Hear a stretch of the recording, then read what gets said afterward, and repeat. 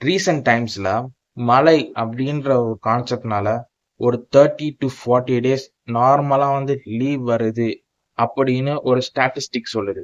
அப்படி இந்த அளவுக்கு லீவ் வர டைம்ல ஒரு லீவை வந்து கம்ப்ளீட்டா வெக்கேஷன் சேஞ்ச் பண்ணணும் அப்படின்ற மாதிரியும் சொல்லுவாங்க.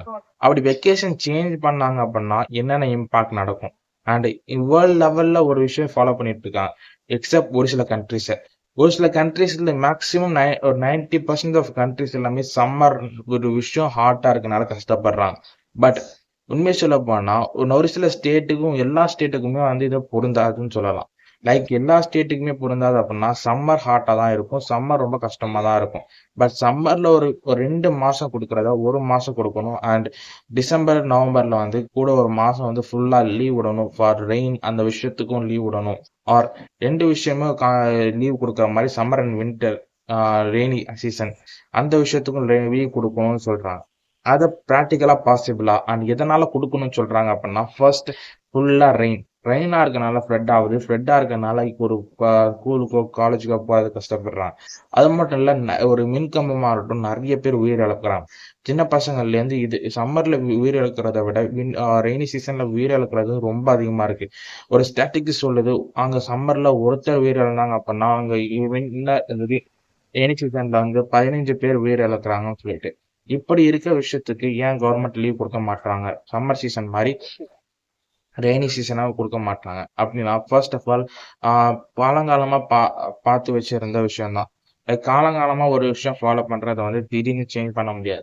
வேர்ல்டு ஃபுல்லா ஒரு விஷயம் ஃபாலோ பண்ணுது. பட் அந்த விஷயத்த நம்ம ஃபாலோ பண்ண முடியாது அப்படின்ற மாதிரி சுச்சுவேஷன். லைக் ஒரு சில கண்ட்ரீஸ்லாம் வந்து ஜூன்ல ஹாலிடே வைப்பாங்க. ஏன் ஜூலைல கூட ஹாலிடே வைப்பாங்க. இந்த மாதிரி இன்டர்நேஷனல் கண்ட்ரிஸ் வந்து டிஃப்ரெண்டா வைக்கிறாங்க. ஏன் அப்படின்னா சம்மர் அப்படின்ற விஷயம் வந்து அவங்கள பொறுத்த வரைக்கும் அமெரிக்காவாகட்டும் யூகேவாகட்டும் எல்லாமே வந்து கொஞ்சம் ஹாட்டா இருக்க விஷயம். அண்ட் இது ஒரு வருஷம் ஃபுல்லா வந்து கூலிங்கா பார்த்தாச்சு. பட் டிஃப்ரெண்டா ஒரு சீசன் வருது. அந்த சீசனை என்ஜாய் பண்ணணும். இல்ல அப்படின்னா கஷ்டமா இருக்கு அப்படின்ற மாதிரி கிடையாது. என்ஜாய் பண்ணணும்ன்ற விஷயத்துக்காக கொடுத்துருக்காங்க. பட் இந்தியால அப்படி இல்ல.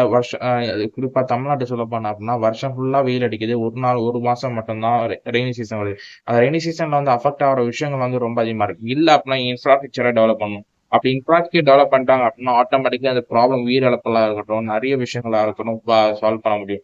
லைக் சிங்கப்பூர்ல எப்படி ஒரு மெட்ரோல வந்து இறங்குனாங்களோ ஃபுல்லா வந்து எல்லாமே கவர் பண்ணி இருக்கோ அதே மாதிரிதான் இந்தியாவிலும் அந்த மாதிரி கொண்டு வந்தாங்க அப்படின்னா மழையில நனைய மாட்டாங்க. சின்ன குழந்தைங்க முதல் பெரியவங்க வரை எல்லாருமே ப்ராப்ளம் இல்லாம துவைப்பாங்க. அது ரொம்பவே நல்லாவே இருக்கும். இந்த மாதிரி இம்ப்ளிமெண்டேஷன்ஸ் பண்ணாங்க அப்படின்னா 3 ப்ராப்ளம் மெயினா வரும். லைக் வந்து ஒரு எஜுகேஷன் சிஸ்டத்துல மேசிவான ஒரு இம்பாக்ட் வரும். அந்த இம்பாக்டை சந்திக்கணும் அப்படின்னா லைக் எக்ஸாம்ஸ் வந்து டிஃப்ரெண்டா வைக்கணும். லைக் ஆல்ரெடி மார்ச் வைக்கிற மாதிரி எல்லா ஆனுவல் எக்ஸாமும் மார்ச் இல்லைன்னா பிப்ரவரி அந்த டைம்ல மாற்றணும். லைக் கூட ஒரு லீவ் வரதுனால காம்பன்சேஷனா வந்து online classes or offline classes ஏதாச்சும் வச்சாங்க அப்படின்னா நல்லா இருக்கும் அப்படின்ற மாதிரி கான்செப்ட் வரும். இந்த 3 விஷயத்தை வந்து டேக்கிள் பண்ணிட்டாங்க அப்படின்னா ஈஸியா வந்து வின் பண்ணிடலாம். ஈஸியா அந்த விஷயங்களை கொண்டு வந்துடலாம்.